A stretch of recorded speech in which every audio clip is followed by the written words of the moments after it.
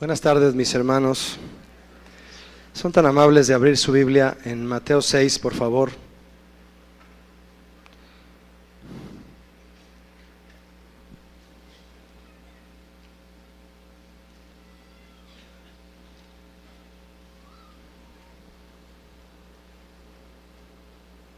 Vamos a leer todos juntos el verso 6, Mateo 6, 6.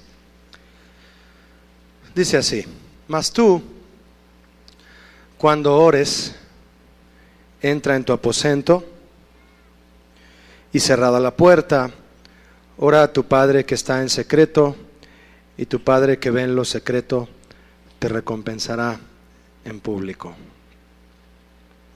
Continuando con las enseñanzas para la familia cristiana, yo quiero compartirles, si me permite, un tema llamado la oración en la familia. La oración en la familia.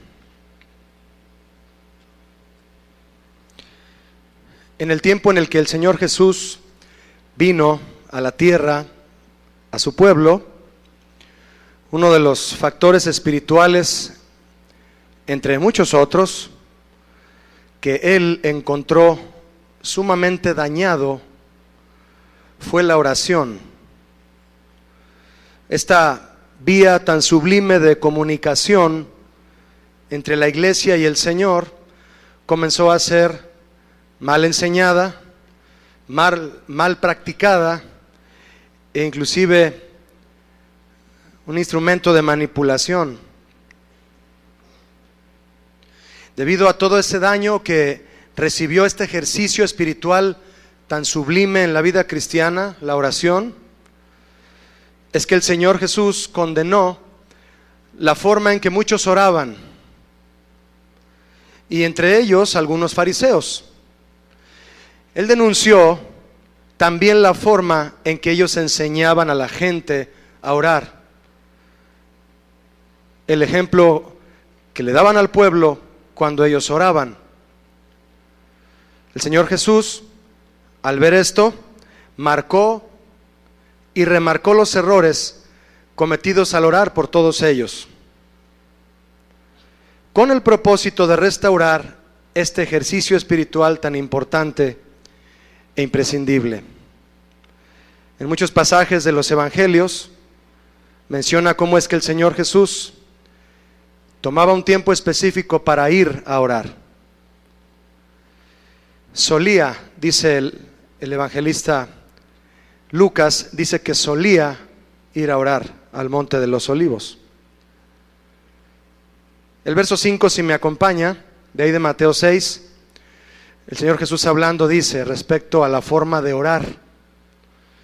Dice: y cuando ores, no seas como los hipócritas, porque ellos aman el orar en pie en las sinagogas y en las esquinas de las calles, para ser vistos de los hombres. De cierto os digo que ya tienen su recompensa. Los fariseos aprovechaban la ocasión de orar no para comunicarse de manera sincera con Dios, sino para pretender mostrarse santos ante los demás. Para eso lo hacían. Yo creo que más de alguno de ellos tenía familia, su esposa, sus hijos, y su esposa se daba cuenta de alguno de ellos, sus hijos también, que cuando oraban buscaban hacerlo solo en público, solo delante de otros, y darse a conocer así como hombres santos. Por eso el Señor Jesús les llamó así, les llamó hipócritas.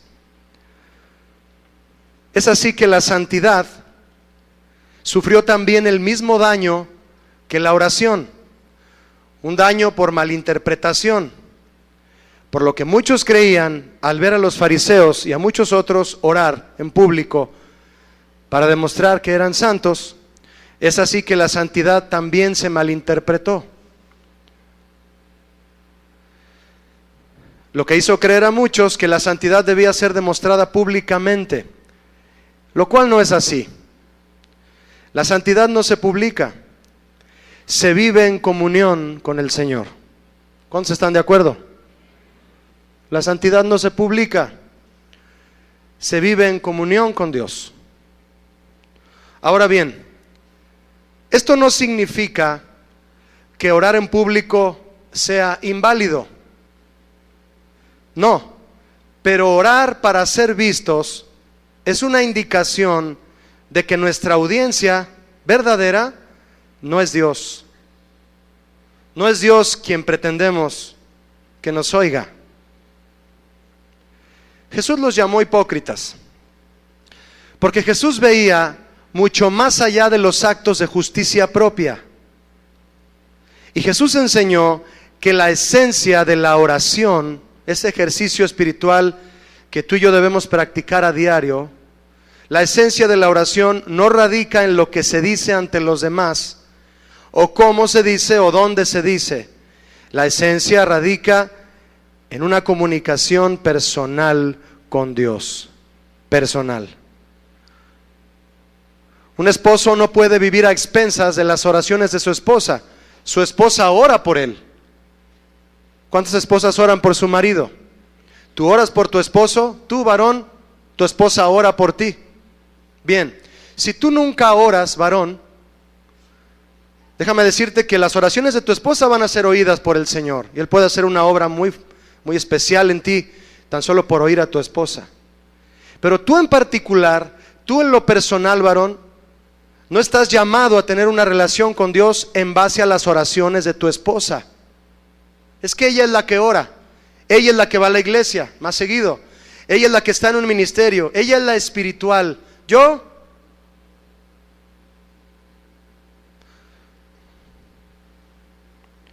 tratar de demostrar que somos santos por medio de una oración pública nos hace hipócritas. ¿Qué respaldo podían darle a sus familias estos hombres que buscaban solo demostrar ser santos, orando solo cuando estaban en público? Alguien que busca orar en público, es muy probable, hermanos, que no ora en la intimidad. No lo hace. Todos corremos ese riesgo, el riesgo de ser hipócritas, todos lo corremos, debido a que el corazón es engañoso. Y por eso el Señor en su gracia envía su Espíritu Santo para ayudarnos en esa y en muchas otras debilidades. Pablo enseñó a los romanos que el Espíritu Santo nos ayuda en nuestra debilidad. Pues ¿qué hemos de pedir como conviene? Es decir, ¿sabemos pedir a Dios lo que conviene, lo que es correcto? Dice Pablo, no lo sabemos. Pero el Espíritu Santo intercede. Él sabe pedirle a Dios con gemidos indecibles por nosotros. Jesús mismo, el gran sacerdote, el sumo sacerdote, nuestro Señor Jesús, intercede por nosotros delante del Padre, porque es un sacerdote. Él sabe pedir al Padre y quiere que nosotros sepamos orar. Yo no sé si tú llevas una vida en la que diariamente sientes la necesidad, no la obligación de orar, la necesidad de orar, y llega un momento en tu casa, en la oficina, en el carro, en donde tú comienzas a hablar con Dios. No sé si tú tienes esa costumbre. Es un asunto entre tú y Dios, del cual la Biblia nos exhorta a tomar y a mantenernos firmes en el ejercicio de la oración. La Biblia nos dice que para saber orar correctamente debemos pedir al Padre la ayuda del Espíritu Santo. De esta palabra de Pablo a los romanos, la versión Dios habla hoy dice: el Espíritu Santo nos ayuda en nuestra flaqueza, porque no sabemos orar como es debido. No sabemos orar como es debido. El apóstol Santiago, también en su carta, dijo: ustedes piden, pero no reciben, porque piden ¿cómo? Mal, para gastar en vuestros deleites. No sabemos pedir, pedimos mal y no recibimos. El apóstol Juan en una de sus cartas dijo: si pedimos conforme a la voluntad de Dios, entonces ¿qué? Él nos oye. ¿Quieres que Dios te oiga? Hay que pedir conforme a la voluntad de Dios. ¿Quieres pedir conforme a la voluntad de Dios? Hay que pedirle al Padre que su Espíritu Santo nos guíe. No sabemos pedir, hermano. No sabemos orar por nosotros mismos. Cristo vino a enseñar a su pueblo a orar, a corregir toda esa desviación a la que habían llevado la oración todos aquellos fariseos, a un nivel de hipocresía. Qué triste. Qué triste que pretendiendo buscar el rostro de Dios, Dios te llame hipócrita.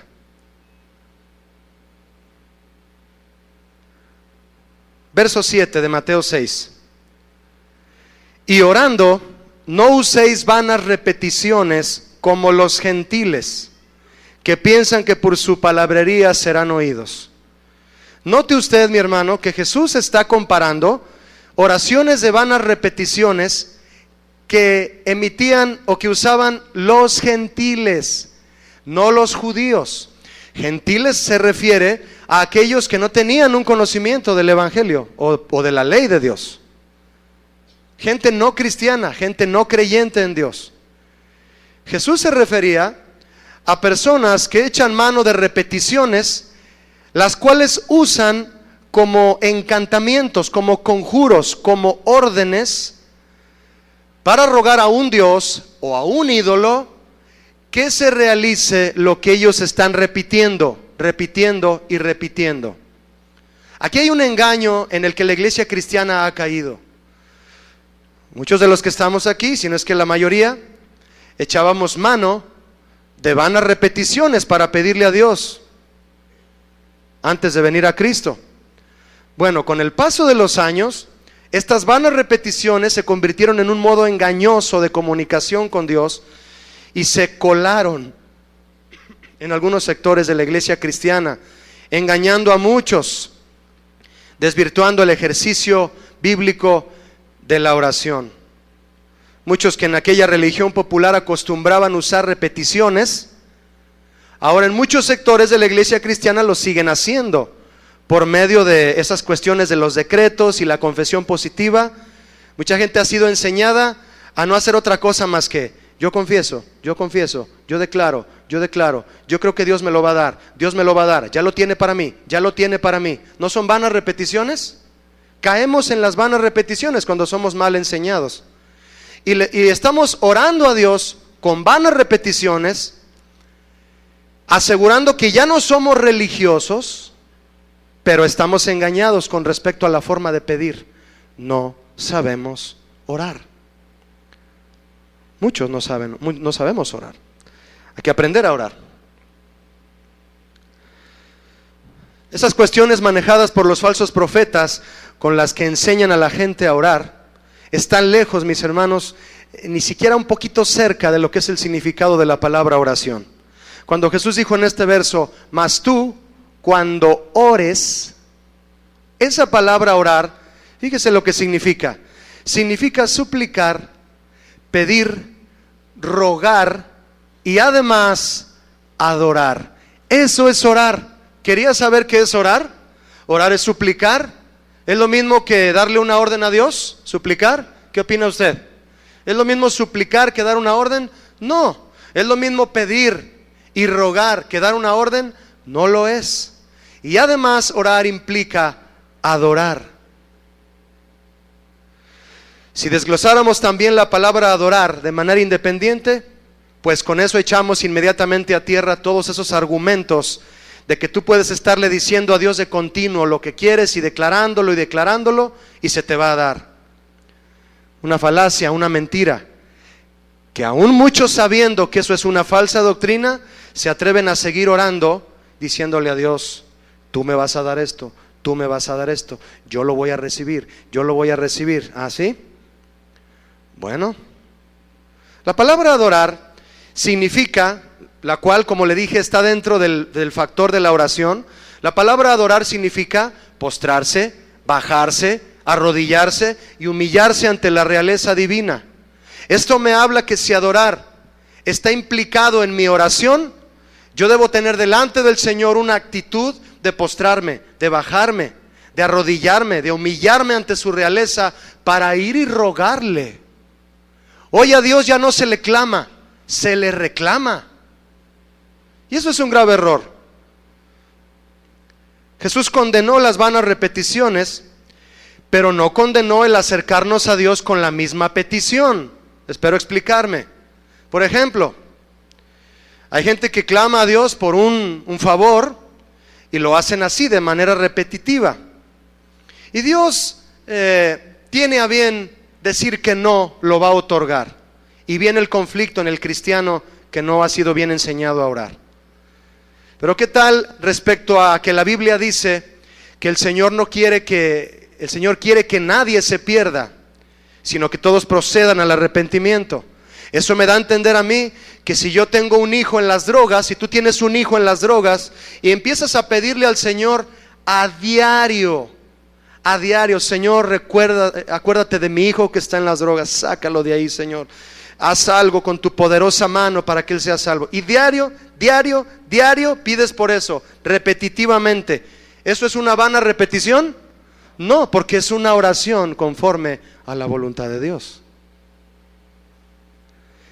Si nuestras oraciones son sinceras, mi hermano, jamás serán demasiadas. Si son en la voluntad de Dios, jamás serán demasiadas. Orar sin ¿qué? Sin cesar. Tú puedes ir en el carro orando, nomás no cierres los ojos. Tú puedes estar en la cocina, las mujeres ahí, hermanas, cocinando, pueden estar orando. Cuando hay una necesidad verdadera y delante de Dios legítima, las personas pueden orar de esa manera. Nuestras oraciones jamás serán demasiadas cuando son en la voluntad de Dios. Verso 8 de Mateo 6.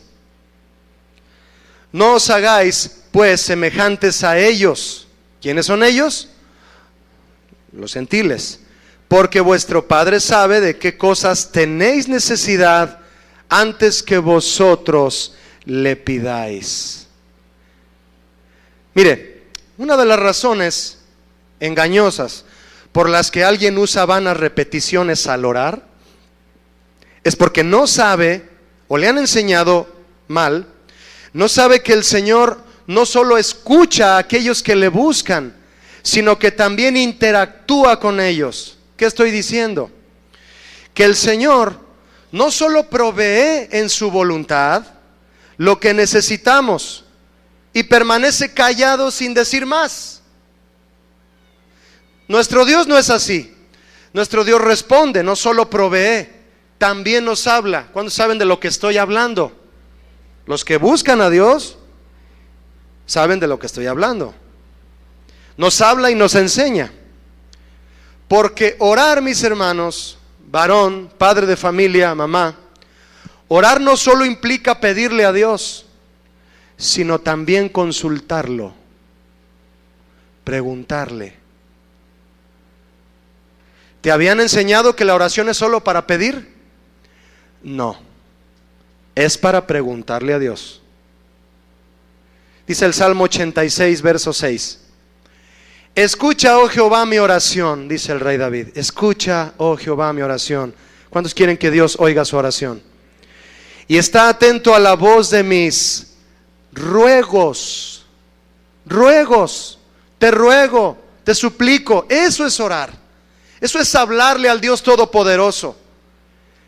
En el día de mi angustia te llamaré, porque tú me respondes. ¿Qué tal ese salmo? Ahora vea conmigo, si es tan amable, si está abriendo el salmo. Bueno, pues busque por favor el Salmo 81 rápidamente y vea cómo el Señor habla ahora al salmista. Él le habla ahora. Y dice el Salmo 81, 7. En la calamidad clamaste. ¿Cuántos han clamado al Señor cuando hay un problema? Todos lo hemos hecho, ¿no? Tú puedes, a lo mejor me vas a decir, Julio, yo estoy en la calamidad. Ahorita estoy clamando. Bueno, dice el Señor, en la calamidad clamaste. Él sabe cuando tú clamas. Y yo te libré. Te respondí en lo secreto del trueno. Muy profundo y poético, ¿no? Te probé junto a las aguas de Meriba. Y hay que meditar ahí, dice el Salmo. Selah es meditar. Oye, pueblo mío, y te amonestaré. Israel, ¿me ayuda a decir lo último en voz alta? Si me oyeres. si me oyeres. ¿Dios habla? Sí habla, claro que sí. Y en la forma en que menos piensas, te va a hablar si tú le buscas a Él. En otros 21 salmos como este, el Señor en su gracia respondió siempre a David lo que David necesitaba escuchar. Recordando un poquito acerca de la experiencia del apóstol Pablo y hablando, y respecto a esto, mis hermanos, de las vanas repeticiones y cómo es que sí se han metido a las oraciones de los cristianos. Yo recuerdo cuando el apóstol Pablo buscó al Señor en medio de su necesidad. Él estaba enfermo y él rogó por la sanidad al Señor. Imagine a Pablo diciendo: yo sé que el Señor me va a sanar, yo sé que el Señor me va a sanar. Y ahí está el ministro enseñándote erróneamente: clámalo, decláralo, di que el Señor te va a sanar, dilo, créelo. Y ahí estás tú: yo sé que Él me va a sanar, yo sé que en su voluntad no es que yo esté enfermo, yo sé que Él me quiere sanar, así no le sirvo. Yo soy sano, yo soy sano, yo soy sano, yo soy sano. Y te vas contentísimo, pero enfermo. Si Pablo hubiera actuado así, el Señor oyéndolo decir: yo sé que tú me vas a sanar, Señor, yo sé que tú me vas a sanar, yo sé, el Señor le hubiera dicho: tú no sabes nada, no me dejas hablar, yo te quiero hablar. Te la pasas diciendo que vas a recibir lo que me pides, pero no me dejas hablarte. Pablo no actuó así. Él dijo: 3 veces he rogado. Rogar. Al Señor hay que rogarle, mi hermano. ¿Están de acuerdo o no? Al Señor no hay que llegar y decirle: si tú me sanas, yo te sirvo. Y bien. Eso es negociar con Dios, eso no es rogarle. 3 veces he rogado al Señor que quite de mí este aguijón, es decir, que me sane. Y escuche lo que escribió: y me ha dicho.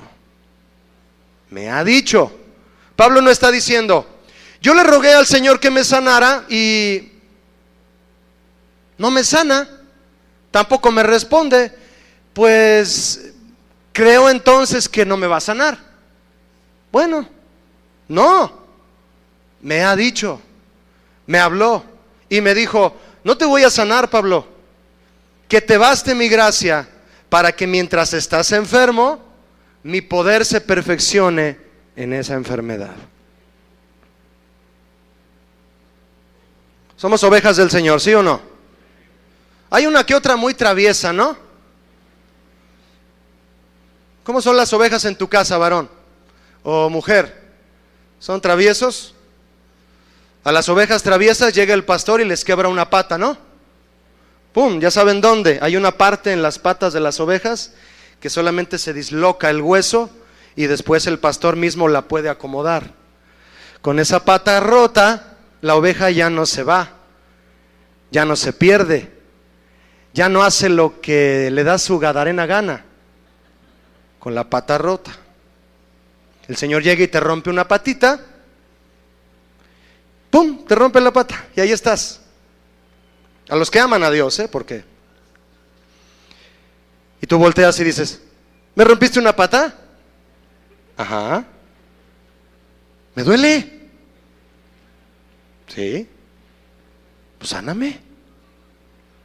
No, ahorita no. ¿Cómo no? Me duele, sáname. No, ahorita no. ¿Por qué no me sanas? Porque mientras te duele y estás así quebrado, entonces así vas a aprender lo que yo quiero que hagas, porque cuando te cure la pata, te me vas a ir otra vez. ¿Sí me expliqué o no? ¿Cuántos traen la pata rota?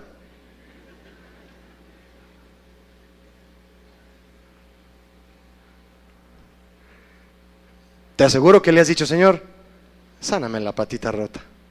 Él va a decir: ahorita no. Pablo respondió, fíjese lo que él respondió: el Señor no me sana. Bueno, de buena gana me gloriaré en mi enfermedad, para que repose sobre mí el poder de Cristo. ¿Por qué cuando estamos en alguna necesidad reposa el poder de Cristo? Porque nos ponemos, mi hermano, como decimos los mexicanos, ahí es cuando realmente estamos de pechito. El Señor trata con nosotros y reposa en nosotros el poder de Cristo. ¿Para qué es el poder de Cristo, pastor? Es la investidura de su Espíritu Santo para que cuando Dios te dé lo que tú necesitabas, una vez que lo tengas, sepas usarlo bien. Y puede ser tu cuerpo, por ejemplo. Que si antes corrías a la fornicación, te quiebra la pata, trata contigo un buen tiempo, cuando te arregla la patita, no te van a quedar ganas de correr a ese pecado. Eso es lo que quiere el Señor. Para eso reposa el poder de Cristo. Orar correctamente, mis hermanos, implica aceptar la voluntad de Dios por encima de nuestra necesidad o capricho, porque a veces no sabemos distinguir. No sabemos distinguir entre necesidad o capricho. Vea conmigo, por favor, lo que dice Mateo 6:8, la segunda parte. Ya lo leímos, lo voy a repetir. Vuestro Padre sabe de qué cosas tenéis necesidad antes, diga conmigo antes que vosotros le pidáis.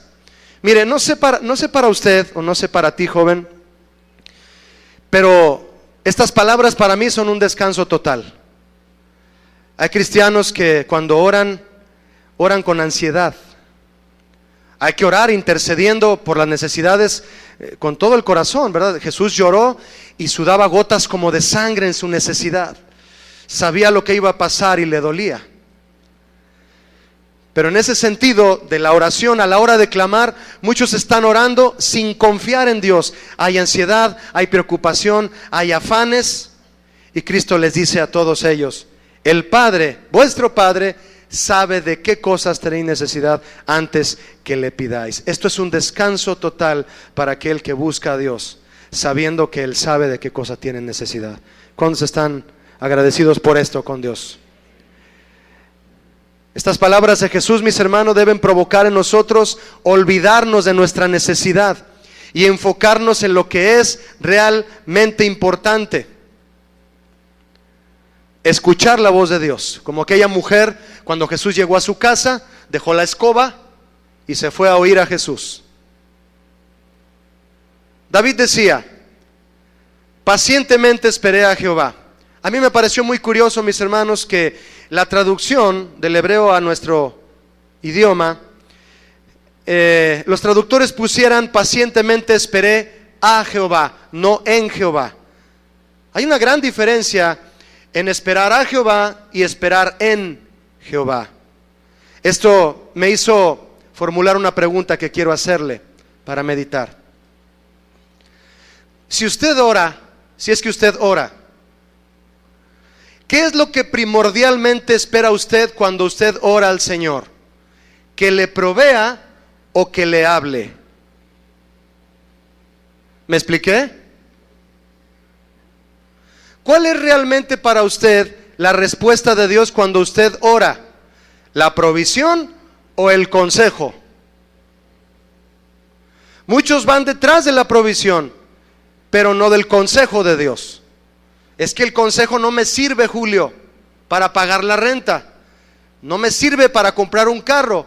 No me sirve para pagar el hospital para mi hijo. Eso no me sirve. Yo necesito la provisión, necesito el dinero.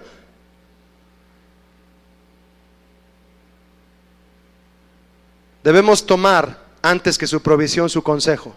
No te atrevas, mi hermano, a intentar arrebatar de la mano de Dios su provisión sin antes oír el consejo. Además, Él no te lo va a permitir. Tienes que oír cuál es la razón por la cual está la necesidad, entender el propósito de Dios y entonces, posiblemente, en Él te sea provisto lo que necesitas. ¿Están de acuerdo con la palabra de Dios? ¿Sí?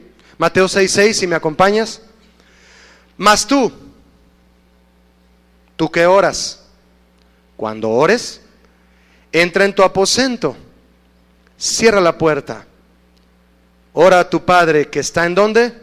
¿En dónde está el Padre, mis hermanos? En lo secreto. Y tu Padre que ve en lo secreto te recompensará en público. Varón, casados, papás, ¿tú oras por tu esposa? ¿Tú oras por tus hijos? ¿Te reconoce tu familia como un hombre que le hablas a Dios? Tu hijo puede decir de ti, varón, mi papá todo le pregunta a Dios. Siempre que le digo algo a mi papá, él me dice, vamos a ver qué es lo que Dios quiere, hijo. ¿Así te identifica tu familia, varón? ¿Como un hombre que busca a Dios? Es que yo tengo 5 millones de pesos en el banco, Julio. Cualquier cosa que mi familia me pida, yo se la doy. O sea que tener dinero en el banco suficiente es indicación que ya no tienes por qué pedirle a Dios algo. Mi hija de 7 años me dijo hace unos días, oye papá, si tú tuvieras, a ver, ¿cuánto es mucho dinero? Y yo le dije, pues no sé, ¿cuánto quieres que te diga, hija? ¿1,000,000 de pesos? Sí, papá, si tú tuvieras 1,000,000 de pesos ahorita, ¿te comprabas una camioneta de esas? Creo que era una Suburban, no sé qué. Y yo le dije, fíjate que no, hija. Si yo tuviera ese 1,000,000 de pesos, yo oraría a Dios y le diría, Señor, ¿qué hago con este dinero? Nosotros de inmediato, ¿no? De inmediato, una casa y un carro. ¿O no? ¿Por qué dicen amén? Luego, amén, amén. Gloria a Dios. Todos así, pero ni leer, a todos así, amén. Y ella se me queda viendo, pero ya tienes el dinero, papá. ¿Cómo no vas a comprar el carro que tú quieres?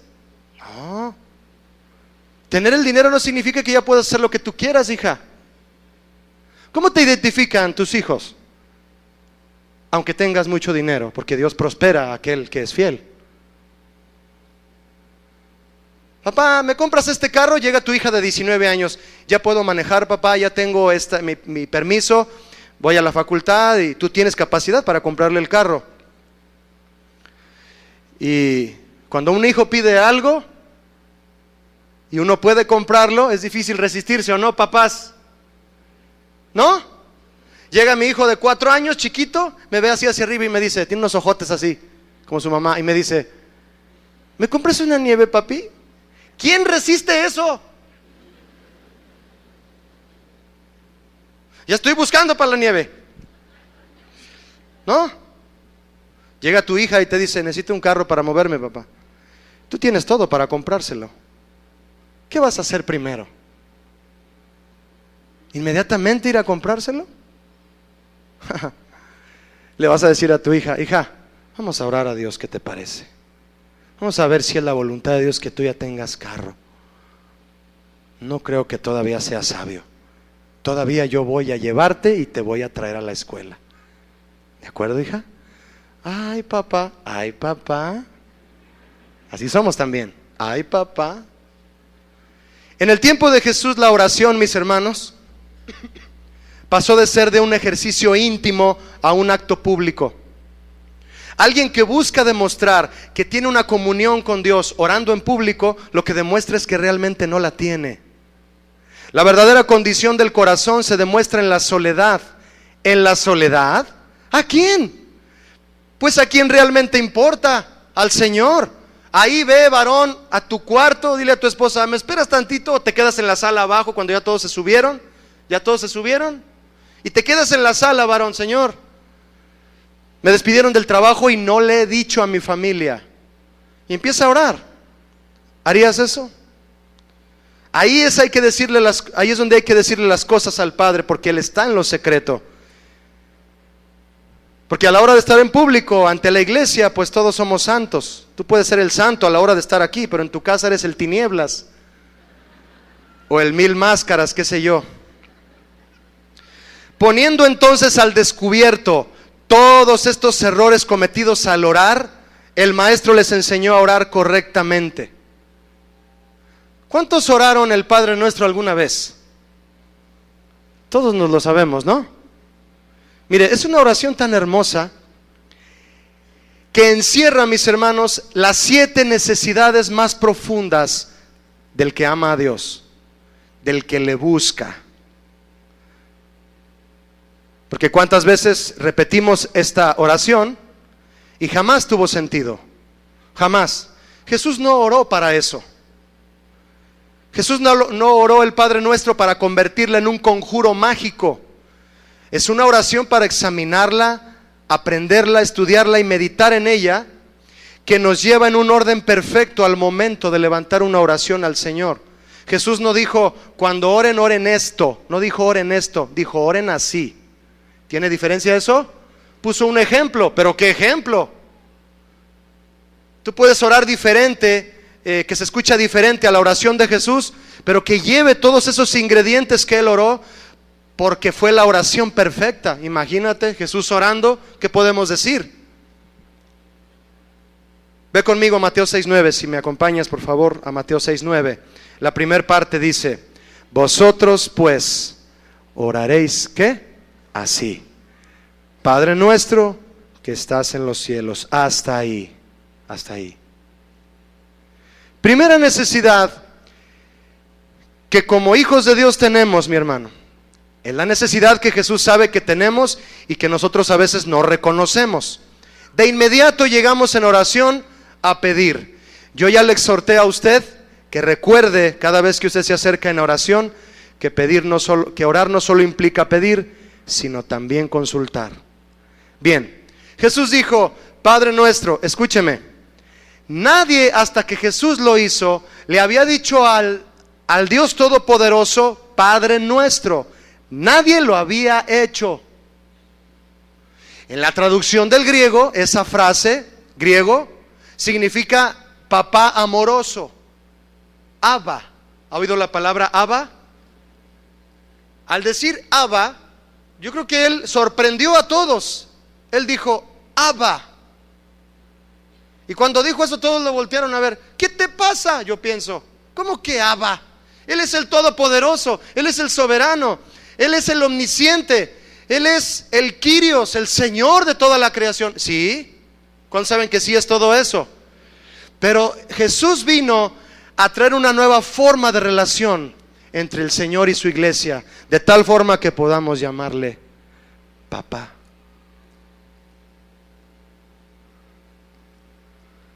Hay muchos varones que no se identifican con el Padre Celestial. Como su Padre terrenal no los trató del todo bien, que digamos, tampoco ellos buscan identificarse con el Padre Celestial y lo tratan como trataban a su Padre.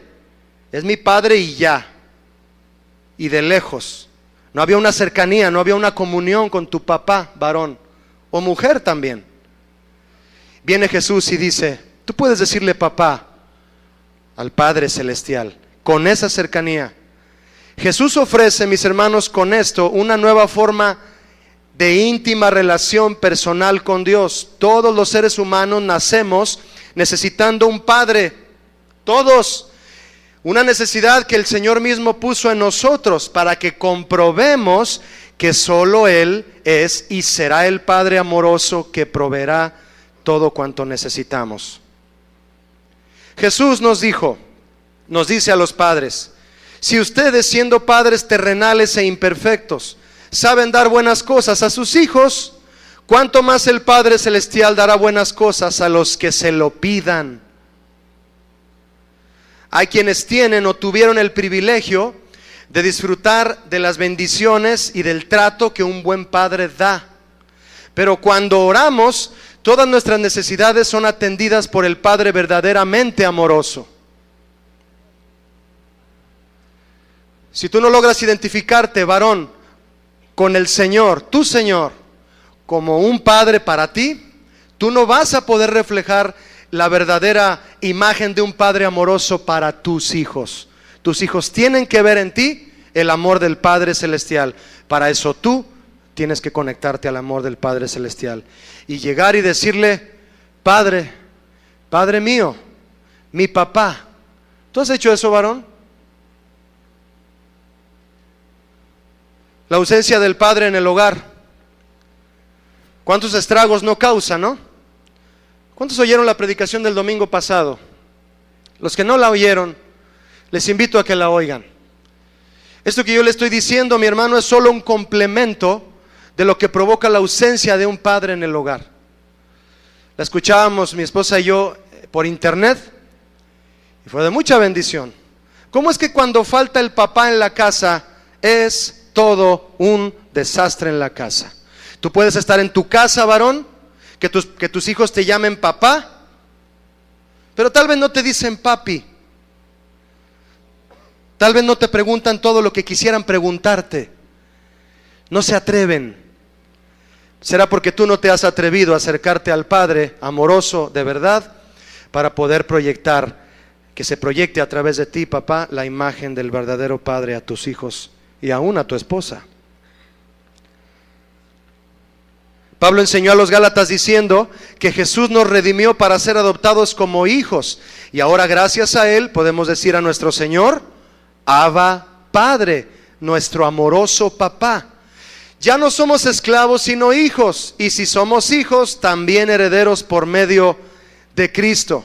A los romanos les dijo también esto de una manera profunda también. Les dijo Pablo: ustedes ya no han recibido el espíritu de esclavitud para estar otra vez en temor, sino que habéis recibido el espíritu de adopción, por el cual clamamos: Abba, Padre, papá amoroso. Muchos hijos, de parte de sus padres terrenales, fueron tratados como esclavos. Hay hijos que se sienten esclavos en casa. No se sienten hijos, se sienten esclavos. Eso provoca temor. Pablo lo sabía y les dijo, ya siendo cristianos, a la iglesia en Roma, les dijo: ustedes ya no son llamados esclavos, son llamados hijos. Ya no teman, ya no vivan en temor. ¿Cuál temor? Ese temor de llegar a casa y que mi padre me trate como si yo fuera su esclavo. No sé si es bueno que esté conmigo o mejor que se vaya.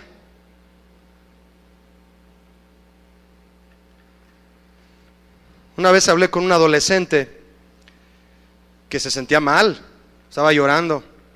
¿Qué pasó?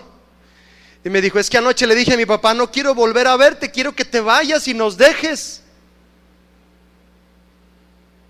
Imagínate decirle eso a tu papá. Sin embargo, Jesús nos invita a que cuando vayamos a orar, le digamos a nuestro Señor: te amo, papá. Si en esta tierra tú no has podido disfrutar del amor de un verdadero padre, tú puedes decirle hoy al Señor: Abba, Padre. ¿Cuántos quieren decirle eso a Él? Eso es lo primero que tú y yo necesitamos. No necesitamos dinero, hermano. Necesitamos un Padre que nos atienda y nos ame y que nos abrace. No solo un Padre que nos dé dinero. Mateo 6:9, la segunda parte, dice: santificado sea tu nombre. ¿Qué estaba haciendo Jesús al decir al Padre: santificado sea tu nombre? Marcando la segunda necesidad que hay cuando oramos, mi hermano. Cuando oramos en casa, personalmente, en intimidad, en el trabajo, en el carro, yo qué sé. Tú dices, después de haber dicho: Padre mío, gracias por amarme como tu hijo, santificado sea tu nombre. La segunda necesidad que tenemos cuando oramos realmente, mi hermano, es la presencia de Dios.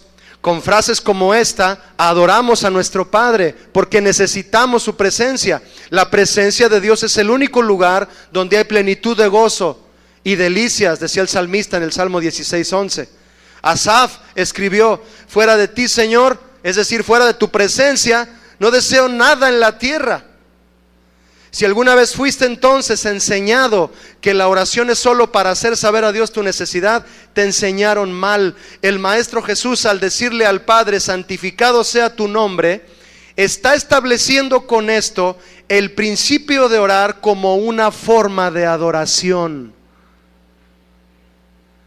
Si para ti orar es una carga o una obligación, no, mi hermano. no vas a orar con gozo, no vas a orar con gusto.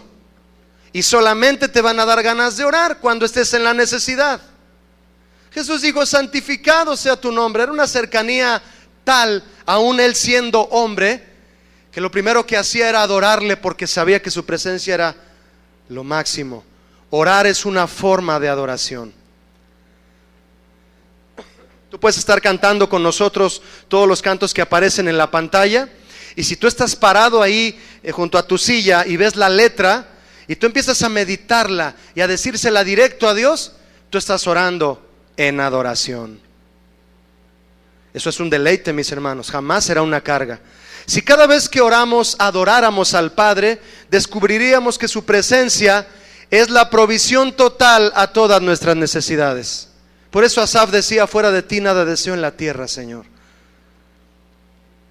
Su presencia es la provisión total a todas nuestras necesidades. El Señor nos regaló a su Hijo. ¿Qué más podremos necesitar, mi hermano? Fuera de Cristo nada necesitamos en la tierra. ¿Amén o no amén? Antes de pensar en pedir cualquier cosa, honra su nombre, santifícalo y reconoce su santidad ante todo. Mateo 6:10. Acompáñame.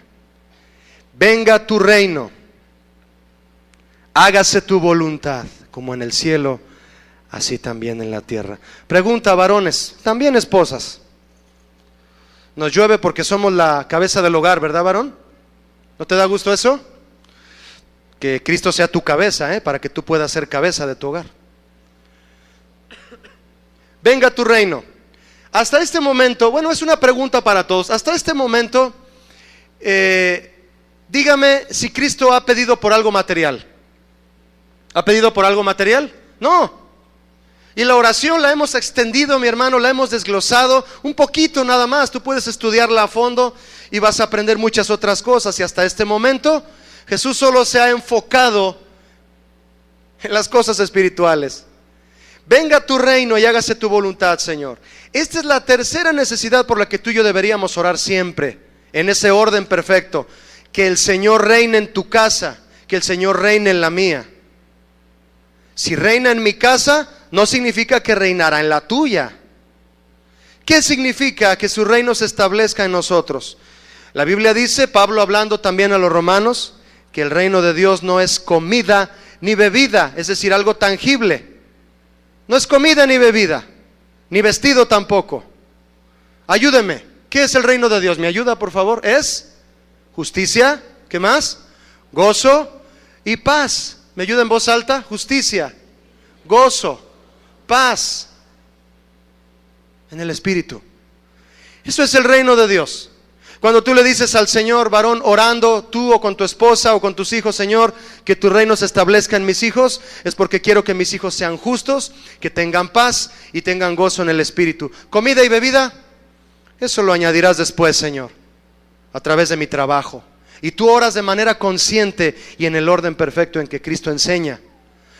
Muchos hoy en día que se dicen cristianos se desbocan por lo material, procurando proveer lo mejor. Está bien, pero lo ponen como prioridad en lugar de ponerlo al último. Es lo último de la lista, la comida y la bebida. Eso no es el reino de Dios. Eso es una añadidura si tú buscas primero el reino de Dios y su justicia. ¿Cuántos dicen amén a eso? Si tú has estado afanado, varón, mujer, por algún asunto económico en casa, échale ganas en tu trabajo. Corrige esas formas de invertir el dinero que el Señor te está corrigiendo. Y verás cómo el Señor te va a llevar poco a poco en un orden administrativo y te va a suplir lo que necesitas. Pero ponte en las manos de Él. Busca su reino. Busca que su justicia esté en tu corazón. Que te importe todo lo que es de su palabra. Y que Él te supla la comida, la bebida y el vestido. Las tres cosas que Jesús les había dicho antes de decirles: busquen primeramente el reino de Dios. No se afanen por comida, bebida y vestido. Tal vez en tu casa hay comida, bebida y vestido, pero no hay justicia, gozo ni paz.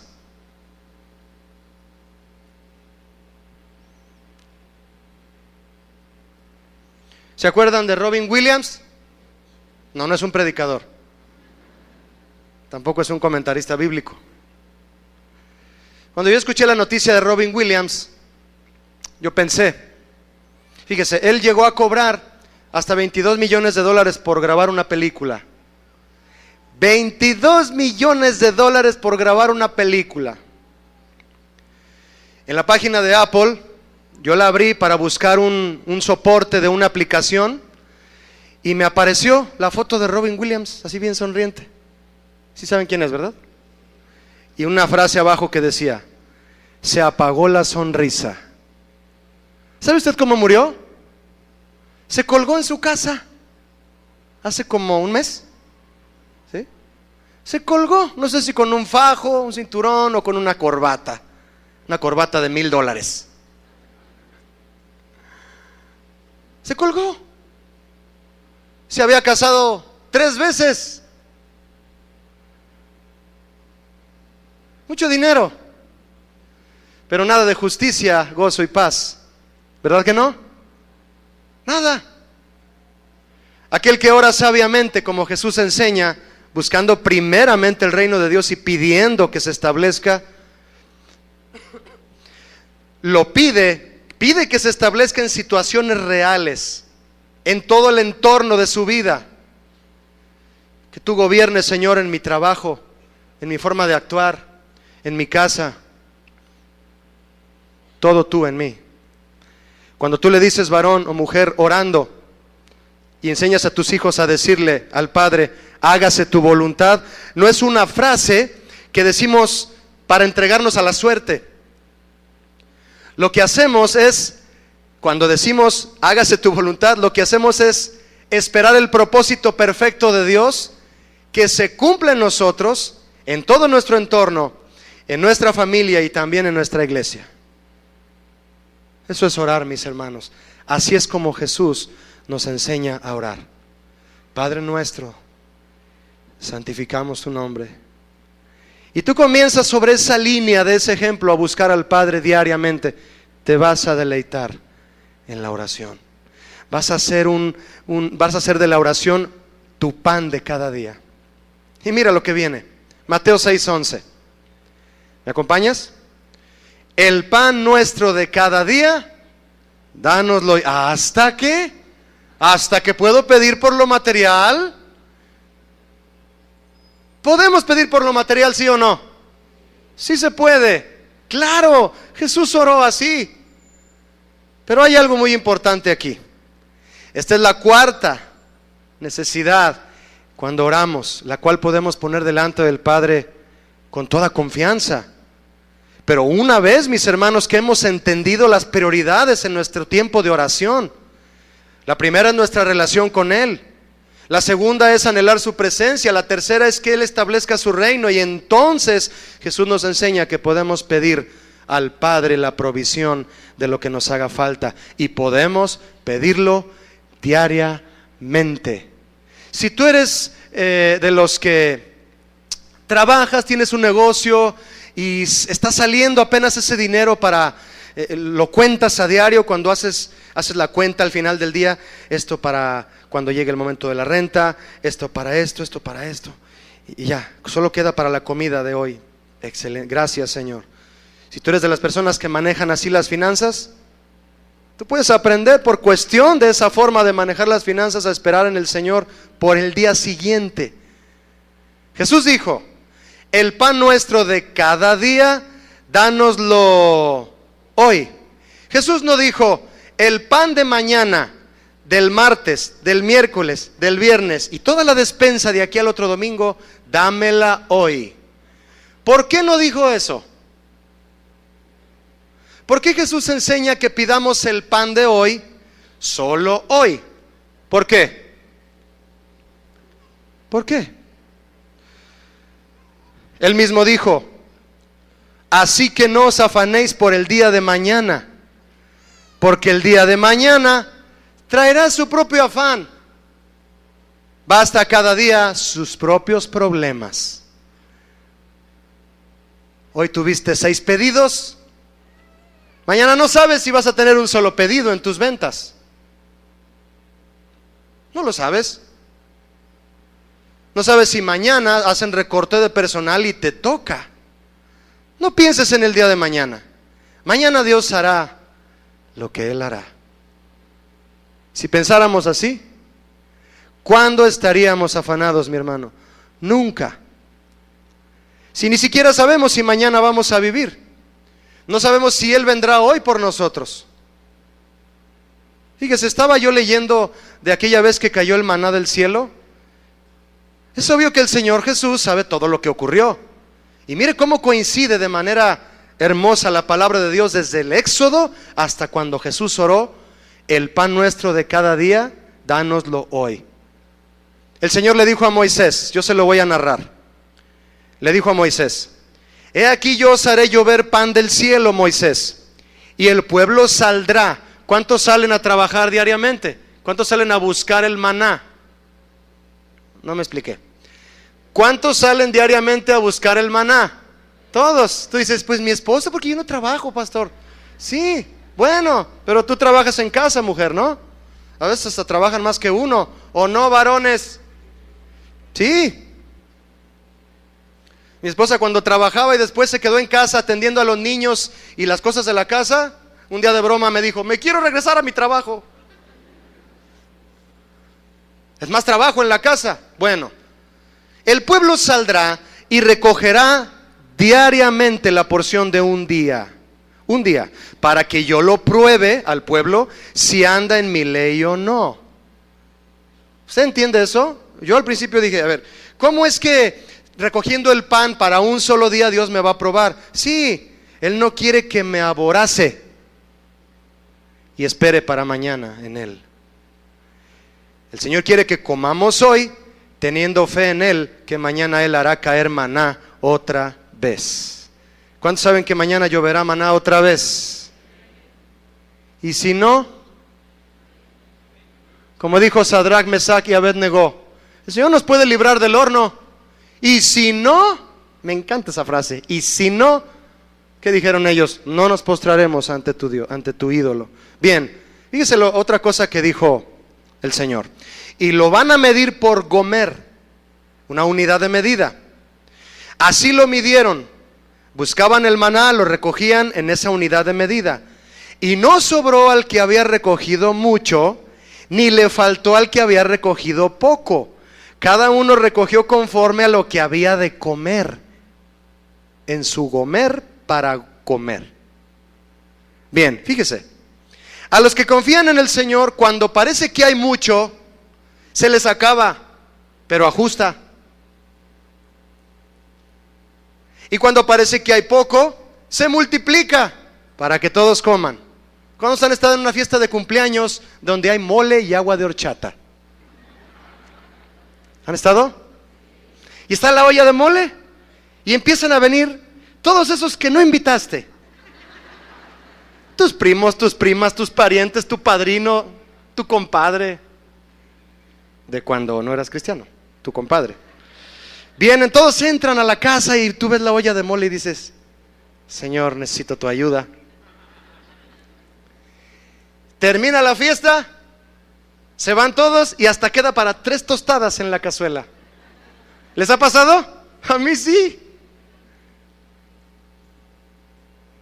El Señor sabe exactamente la cantidad de pan que necesitamos. Nosotros somos los que equivocadamente buscamos tener más.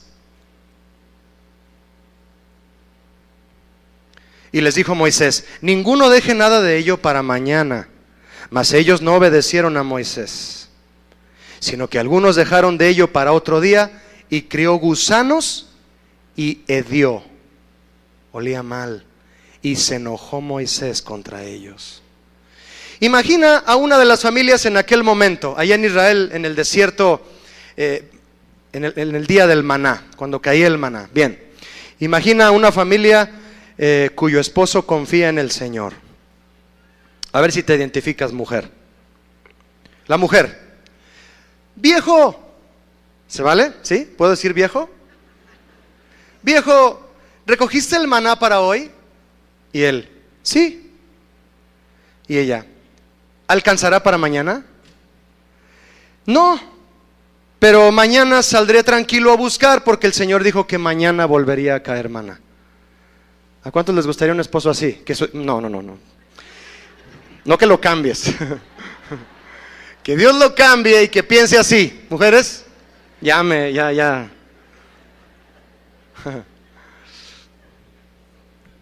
Sí, ¿no?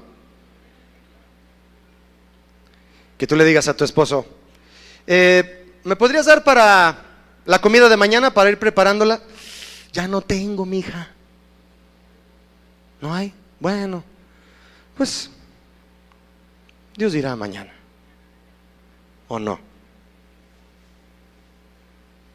¿Qué tal otra familia? Viejo, ¿recogiste el maná para hoy? Sí, responde él. Y ella, ¿y alcanzará para mañana? Y él, sí, ¿cómo no? ¿No ves cómo vengo de cansado de andar toda la mañana recogiendo maná? Tú tranquila, aquí está tu viejo que te suple todo lo que necesitas.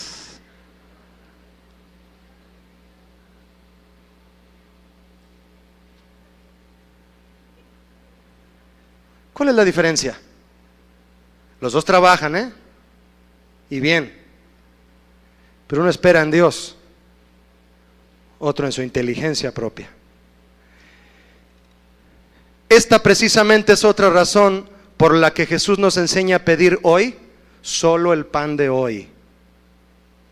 Porque Él sabe que cuando un hombre acumula bienes materiales, pensando en su futuro bienestar, se olvida de que Dios es quien provee todo y clava su vista en sí mismo como fuente de provisión. Hay $1,000,000 en el banco. ¿Por qué me voy a preocupar si mañana mi familia tiene para comer? O si el próximo ciclo de vacaciones vamos a tener para ir de vacaciones. Hay para todo y va a seguir habiendo más. Eso es engañoso, porque dejas de orar, varón, y piensas que tú eres la fuente de provisión de tu casa y no lo eres. No lo eres, ni se te ocurra pensar eso, porque el Señor te va a dejar sin nada y vas a aprender a amarlo en el desierto. Esto produce muchas consecuencias tristes, pero la más triste de todas es que el hombre deja de clamar al Señor a diario. Dejas de ser un hombre de oración. Tu esposa, por consiguiente, también. Tus hijos, también. Y ya no clamas al Señor por el pan de cada día. Y ya ni siquiera a la hora de los alimentos se da gracias. Un amigo, estando yo sentado con él a la mesa, a punto de comer, se nos queda viendo a todos, estábamos a punto de meter el tenedor y nos dice, ey, ¿vamos a orar o vamos a comer como los perros? Uy, estaba a punto de ladrar cuando me dijo eso.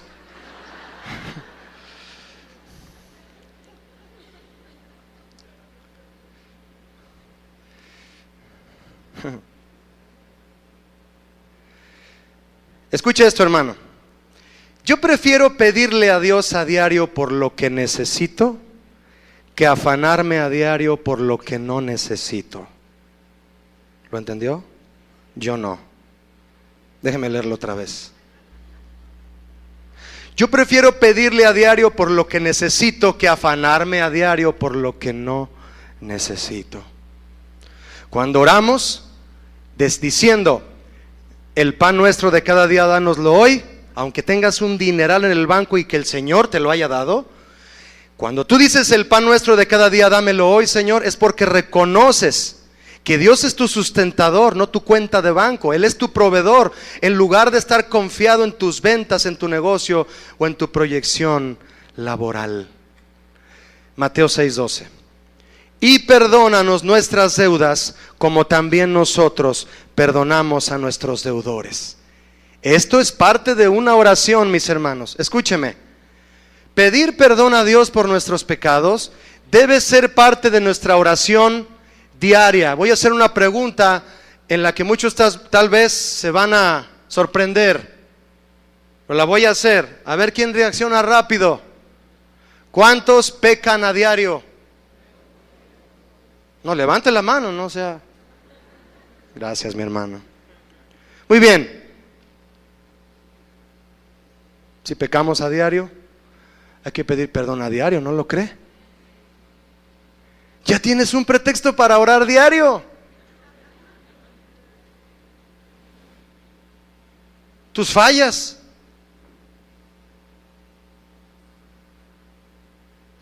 Esta es la quinta necesidad por la que debemos orar. Muchos llegan delante del Señor y ni por aquí se acuerdan de su pecado.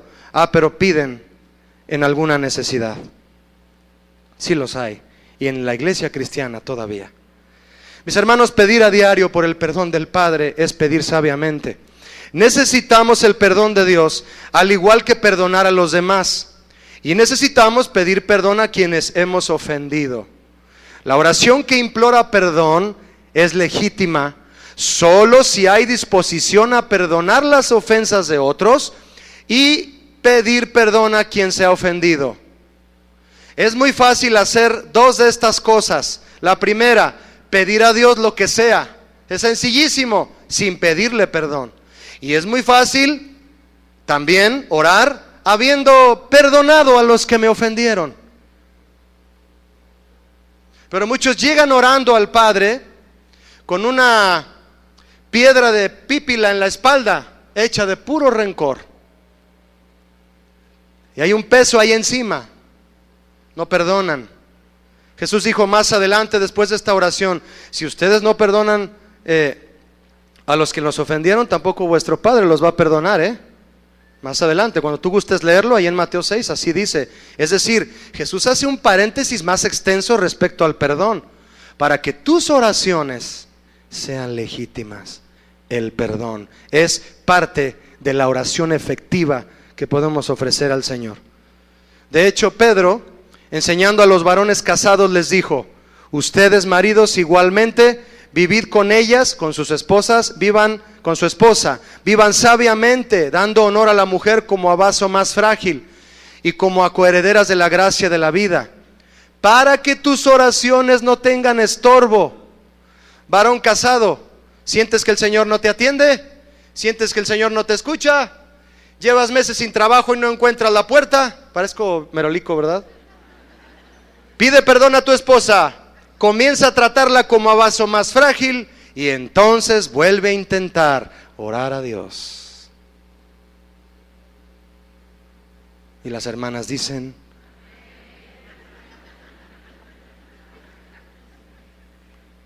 Mateo 6:13, la primera parte: y no nos metas en tentación, mas líbranos del mal. La sexta necesidad por la que tú puedes elevar tu oración al Padre, y debemos de hacerlo a diario. A diario. Muchos varones creen que tienen todo el poder para enfrentar la tentación solos. No. No lo tienes, varón. No la tienes. No la tengo. Jesús nos invita a que cuando oremos pidamos poder para vencer el mal. Eso hay que pedir, varón. Deja de pedir ese carro, deja de pedir esa casa, deja de pedir ese empleo. Pídele que te dé poder para vencer esa tentación que no puedes dejar. Eso sí se vale pedir. Al decir no nos metas en tentación, Jesús no está sugiriendo que Dios nos guía a la tentación. No, Él está pidiendo que seamos librados de Satanás y de sus enemigos. Muchas son las enseñanzas bíblicas que nos capacitan espiritualmente para saber pelear y vencer en la batalla diaria contra las tentaciones. Ya no tenemos pretexto para decir que estamos solos a la hora de la tentación. Solo un hipócrita lo puede decir: ¿estoy solo a la hora de la tentación? No. En el Evangelio de Mateo, en el verso 4, en el capítulo 4, habla que el Espíritu Santo llevó a Jesús, después de haber sido bautizado e investido con el poder y la gracia del Espíritu Santo, y haber oído la voz del Padre decirle: tú eres mi Hijo en quien yo me complazco, fue llevado de inmediato al desierto a ser probado. Cuando fue probado, el Espíritu Santo ya estaba con él y liberó todas las tentaciones que le llegaron a Jesús, una a una, de parte de Satanás.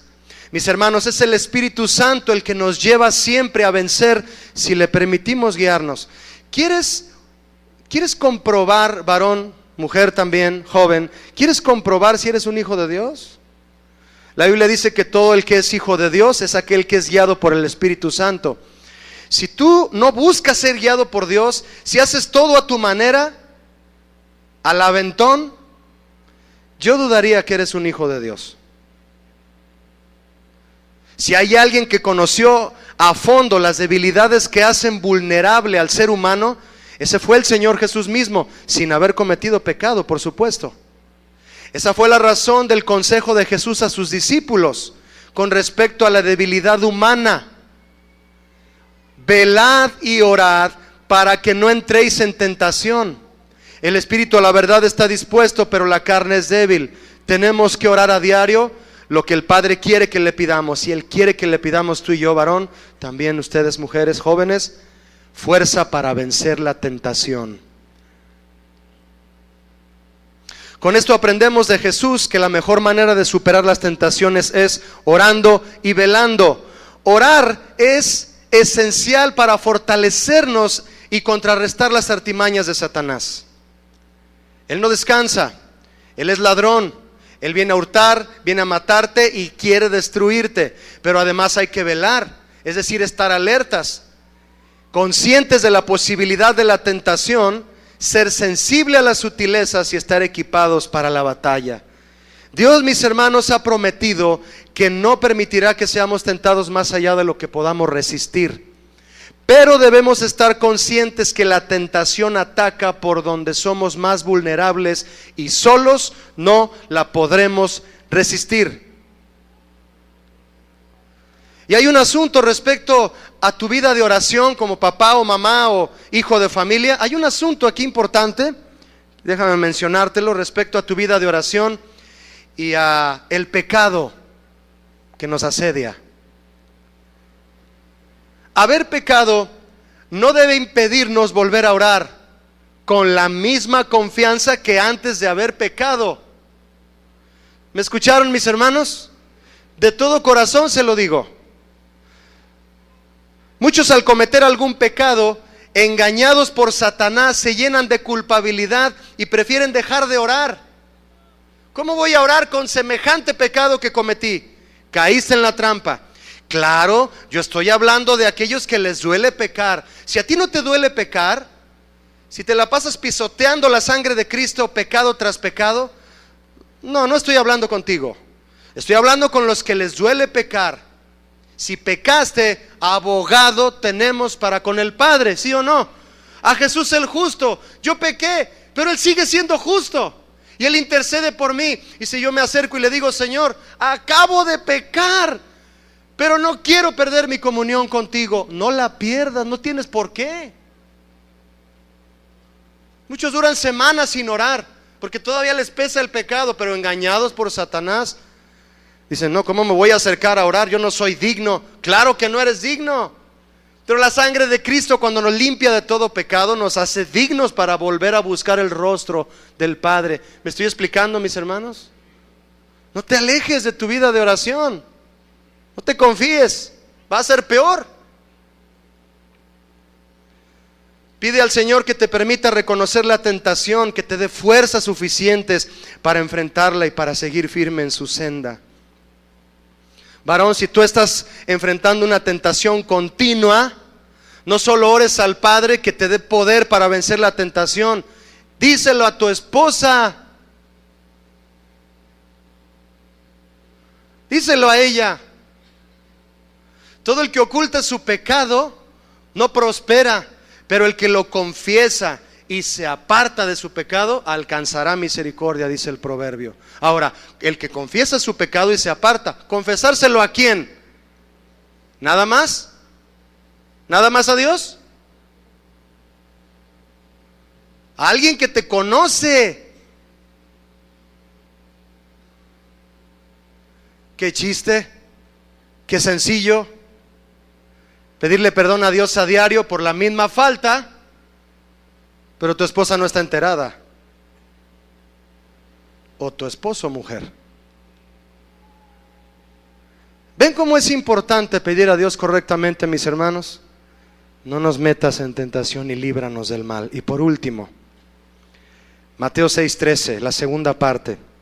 Porque tuyo es el reino y el poder y la gloria por todos los siglos. Amén. Vea de qué manera tan sublime Jesús termina de orar.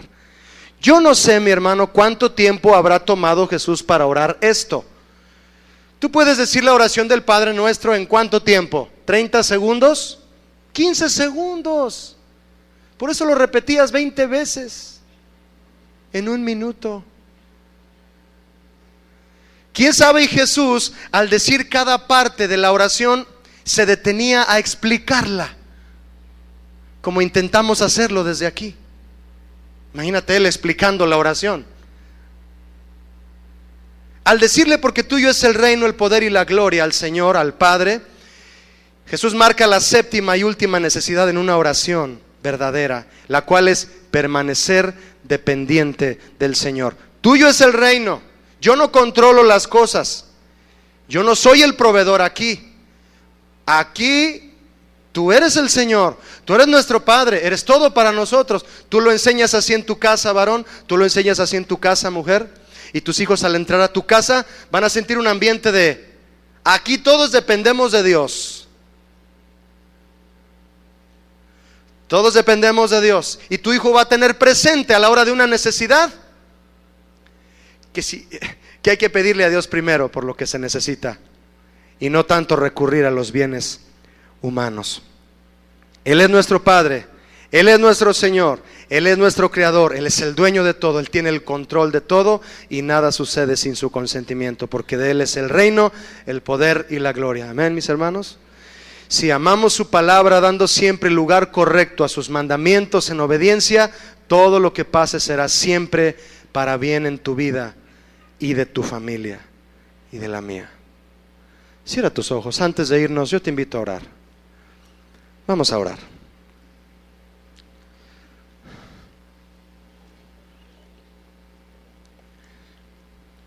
Yo quiero recordarte que cada vez que el Señor nos trae a la iglesia, es primordial que tú tomes una decisión, una por lo menos, una. Si salimos de aquí sin haber tomado una decisión en lo que Dios nos haya hablado, no tiene mucho caso que hayamos venido. Siempre es importante que tú tomes una decisión. Para eso Dios nos habla. Señor, he escuchado esto, me has hablado esto. Pídele que te haga un hombre o una mujer que busca su rostro. Si mi pueblo, sobre el cual mi nombre es invocado, oraren, se humillaren y buscaren mi rostro, entonces yo oiré desde los cielos, perdonaré su pecado y sanaré su familia. Varón, levanta tu voz, te invito a hacerlo y dile: Señor, quiero orar en todo tiempo. Si no lo he hecho, Señor, si no he sido un hombre que te busca de continuo, perdón, Señor. Quiero ser un hombre de oración. Mujer, dile: Señor, Padre, santificado sea tu nombre. Que tu presencia en mi casa, Señor, sea lo más anhelado. Que seamos cristianos de verdad en estos últimos tiempos, que buscan tu rostro, que se humillan ante ti. Una familia que ora, una familia que sabe lo que realmente necesita, entendiendo la forma en que Jesús ora y nos enseña a orar. Te amamos, Señor. Perdónanos por afanarnos por lo material, lo cual, Señor, viene por añadidura si nos enfocamos primeramente en tu reino y tu justicia. Gracias, Señor. Queremos ser una familia que te busca. Y los varones estamos llamados a poner el ejemplo de oración en nuestra casa. Sé un hombre de oración, varón, y tú y tu casa serán del Señor. En el nombre de Jesús. Amén. Dios les bendiga, mis hermanos, que estén muy bien.